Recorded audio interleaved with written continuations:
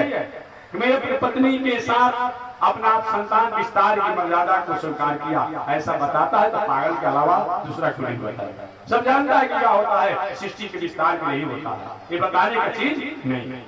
तो आयु, बीतम, गृहछिद्र, मंत्र, मैथुन, भेषज, दावा, जुक्ति, जुगाड़, ये सब बताने का चीज नहीं है। दावा, जुक्ति, जुगाड़ ये सबको बताने का चीज नहीं है, अन्यथा अपना उसका मिसयूज हो जाता है, ये भी गोपनीय रखने का चीज होता है। आयु, बीतम, गृहछिद्रम, मंत्र, मैथुन, भेषज, दान, दान भी बताने का चीज नहीं है। आज तो थोड़ी सी ऐसी प्रचलन हो गई है, कोई मूर्ति दान देता है तो क्या करता है, सबसे पहले मूर्ति पर अपना नाम लिख देता है कि मूर्ति के दर्शन करने वाले लोग दान देने वाले को पहले याद करें और मूर्ति को बाद में ध्यान करें। ये हो रहा है, ठीक नहीं। दान भी गोपनीय बहुत श्रेष्ठ बताया गया है। आप देंगे वो व्यक्ति कहेगा, आप मत कहिए किसी को गाय किसी ने दान दे दिया और दे दिया, वो कहे हमें गाय बहुत बड़ा दयालु है भाई, देखिए इसमें गाय हमको दूध पीने के लिए दे दिया। दान भी सबसे कहने का चीज नहीं है, लेकिन आजकल कल में क्या चलता है, कोई 50 रुपया देगा और कैसे काउंटर पर कहीं काउंटर पर जो रसीद काटने वाले हैं और गलती सुन के द्वारा 5 लिखा जाएगा ना, आकर लौटाएगा नहीं कि मेरा शुरू कर लीजिए, चलो 50 रुपए 5 रसीद ले लिए। दान जो है बताने का चीज नहीं है, एक गोपनीय रखने का चीज होता है, ये बताया गया। आयु, बीतम, गृहछिद्रम, मंत्र, मैथुन, भेषज, दान, अपमान, अपमान भी किसी से बताने का चीज नहीं है।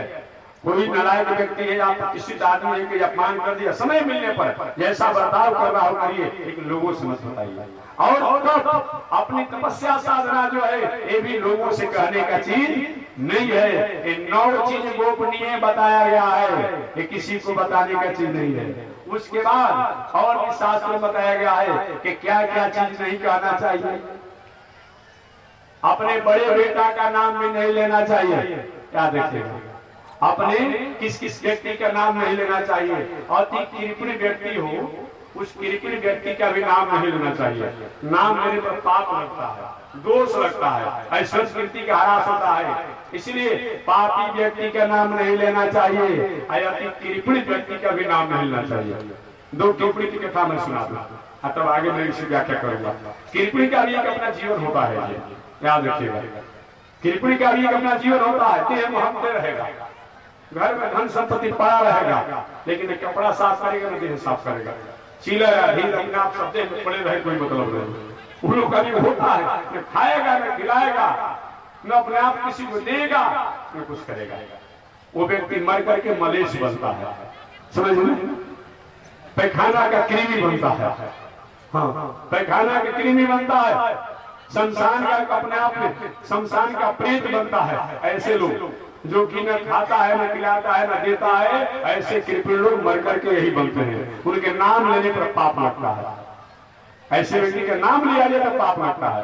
इसीलिए 1-2 कृपणी की कथा मैं सुना दूं, उनका भी एक जीवन ही होता है अपने आप में, भले सब कुछ रहेगा लेकिन कृपणता उनकी नहीं जाएगी अपने आप में। एक बार एक गांव में 2 कृपण रहते थे, दोनों में मैत्री थी अपने आप में, दोनों मैत्री थी। अब एक सीमा नहीं था, कितना कृपणता नहीं थी अपने आप में। एक बार दोनों की मुलाकात हो गई, मुलाकात होकर भाई जिसमें थोड़ा हरा भरा लग रहे हैं, चहल पहल लग रहे हैं, क्या बात है, क्या कृपणता को छोड़ दिया है क्या? कह देखिए अब जो सुनते थे पहले में नहीं रह गया हूँ, अब मैं कृपणता को त्याग दिया हूँ। त्याग दिए? कैसे त्याग दिए महाराज? कोई प्रमाण आपके पास? हाँ, अब मैं ऐसा कृपणता नहीं करता हूँ, मैं 250 ग्राम घी खरीद लाया।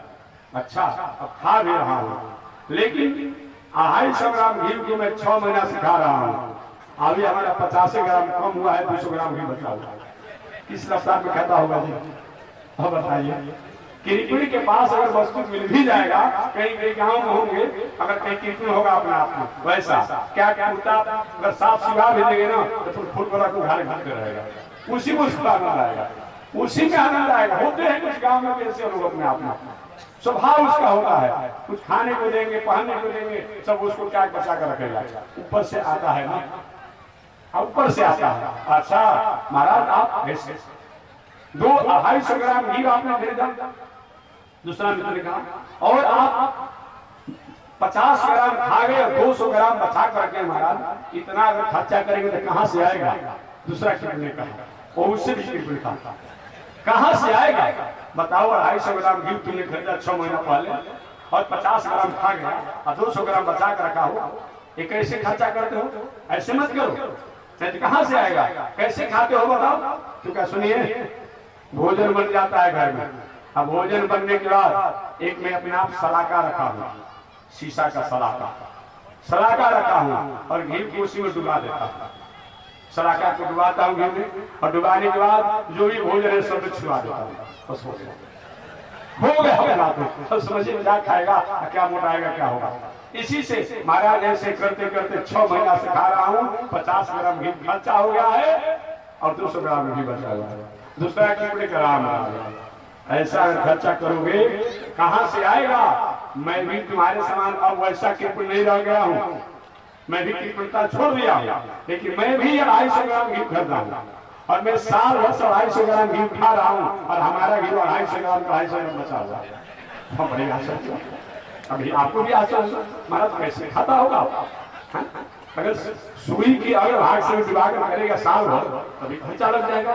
और वो क्या कर, मैंने 250 ग्राम घी खरीदा है और साल भर से मैं खा रहा हूँ, तो 6 महीना से खा रहे थे, साल भर से खा रहा हूँ और हमारा घी जो है 250 ग्राम 250 बचा हुआ है। क्या हैरान हो गए, कैसा तुम खाते हो बताओ? मैं भी वही उपाय करूंगा कि सुनिए आप ऐसा नहीं करता हूँ। भोजन जब बन जाता है तो भोजन बनने के बाद मैं जो घी वाला जो शीशी है सभी भोजन में छुआ देता हूँ, अपने आप में काम कर जाता है। और बताइए ये कोई मतलब खाना होता है? तो कृपण व्यक्ति के भी नाम नहीं लेना चाहिए, इसे पाप लगता है, इसे पाप लगता है। इसलिए बताया गया है कि आत्मनामम गुरुर्नामम नाति कृपण, अपना नाम भी बार बार नहीं लेना चाहिए, इसे संस्कृति का ह्रास होता है। आत्मनाम गुरुर्नाम, गुरु का नाम भी बार बार नहीं लेना चाहिए और व्यवहार की भाषा में नहीं लेना चाहिए, एक वचन शब्द में नहीं लेना चाहिए। आत्मनाम गुरुर्नाम और नाति कृपण, अपना नाम गुरु का नाम नहीं लेना चाहिए, पत्नी को पति का नाम नहीं लेना चाहिए, आप पति को पत्नी का भी नाम नहीं लेना चाहिए। लेकिन आज में एडवांस में नहीं चल रहा है। मैं एक बार ट्रेन की यात्रा कर रहा था तो मैं बैठा था, बगल में एक दीदी जी बैठी थी, लेटेस्ट थी अपने आप में, लेटेस्ट पढ़ी लिखी थी, अपने आप में एडवांस पढ़ी लिखी थी, बगल में पति देव थे और अपना संतोष इधर आओ, कैंची आ गया। अरे ये नौकर को बुला रही हो कि पति को बुला रही हो?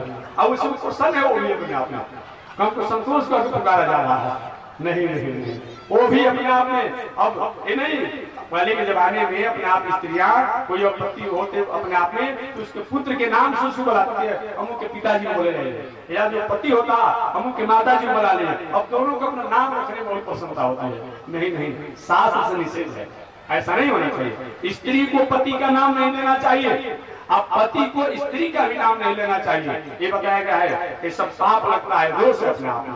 आत्मनाम, अपना नाम, गुरु नाम, गुरु का नाम, नाति कृपण, और कृपण व्यक्ति का नाम लेना चाहिए।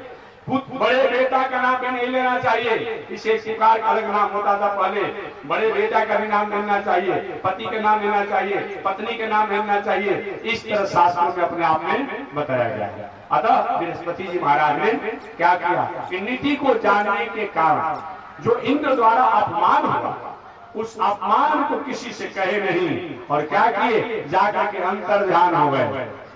इंद्र का सारा संपत्ति, ऐश्वर्य, कीर्ति कुछ ही दिनों में समाप्त हो गया और शरीर पर राक्षसों ने चढ़ाई कर दिया। इंद्र मारे मारे फिरने लगे, कहीं कोई उनको सहारा नहीं रहा, कहीं भी अपने आप में यत्र तत्र कहीं जीवन जी रहे थे, कोई कुछ पूछता ही नहीं। बड़े लोगों द्वारा छोटी सी चूक हो जाती है, छोटी सी भूल हो जाती है, उसका बहुत बड़ा परिणाम होना पड़ता है। माथा कहीं खाटा हो जाएगा तो क्या किया जाएगा, कढ़ी बना दिया जाएगा, स्वादिष्ट कढ़ी बन जाएगा प्रसाद पाने के लिए। और दूध कहीं अपने से फट जाए तब, अगर दूध को फाड़ दिया जाए तो मिठाई बनेगा, और दूध कहीं अपने से फट जाए तो क्या होगा, किसी काम का नहीं रहेगा। और उसका मिठाई बनाएंगे भी तो मिठाई